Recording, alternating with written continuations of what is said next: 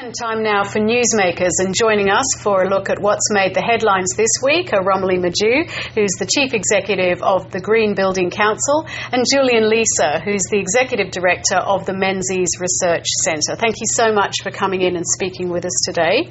Let's kick off with the Ryan Giggs affair, and of course he's the Manchester United football star who took out an injunction against the media to prevent reporting of an alleged extramarital affair.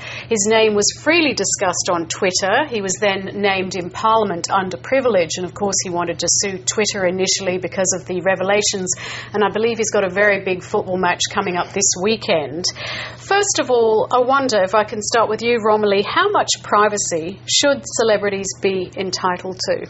I'm not sure it's just celebrities. I think it's everybody has a right to privacy.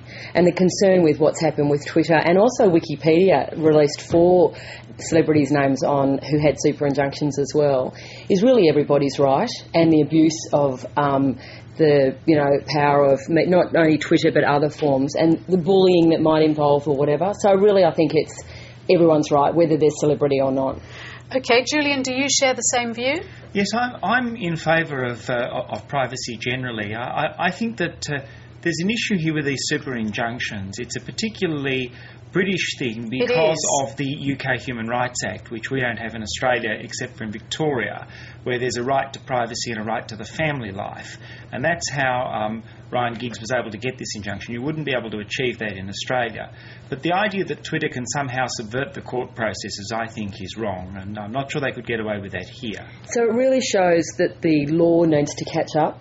Twitter wasn't around 3 or 4 years ago, and other forms of social media are moving really, really quickly. But how, example, does a social networking site stop people discussing things? Well, under Australian law, there's that Gutnick case, which you'll remember. If a person has a substantial reputation in a particular place and they bring an action in that place, despite the fact that the tweet may have gone on in another place, they have a right to sue, as it may be the Twitter company here.